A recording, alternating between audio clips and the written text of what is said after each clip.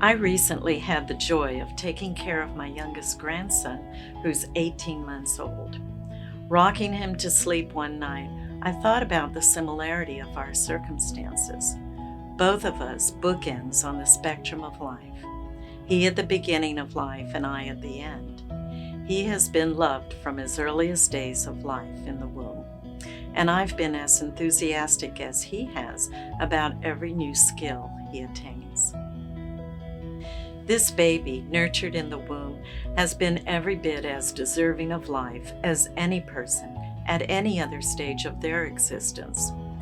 The Gospel of Life, a profound testimony of the value of life, written as an encyclical letter by Saint Pope John Paul II, examines the sacredness of human life from conception until natural death. As such, abortion is intrinsically evil and contrary to God's love for us. My own abilities diminish with age. To quote Saint Pope John Paul II, "The just man does not seek to be delivered from old age and its burden, but he puts his trust in the Lord." And as Psalm 71 so aptly prays, "To this day I proclaim your wondrous deeds. Now that I am old and gray, do not forsake me, God." Life in its earliest stages and in its last appearance as death approaches is vulnerable to threats that would end that life prematurely. We are immersed in a culture of death, and it compels a rush to abort the unborn baby in the womb and to terminate the life of the elderly.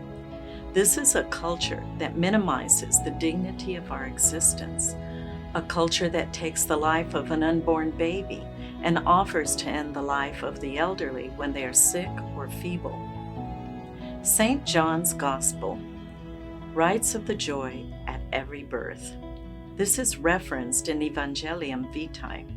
Pope St. John Paul II notes our obligation to share that joy of God's love for us. That is the enthusiasm Pope Francis calls us to express in our lives and in our service to others. Otherwise, there is one consequence of a lack of enthusiasm for life: the loss of future generations. Moreover, we reject God when we refuse His creative love. How wonderful if we heed Pope Francis' hope that we deepen our relationship with our Lord. One response to God's loving care for us is to help pregnant women and mothers parenting young children who find themselves in difficult circumstances. Through the USCCB's Walking with Moms in Need program, we reach out to others in compassionate service. In this Jubilee year of hope, my prayer is that we share our eagerness to love the gift of life God has given us.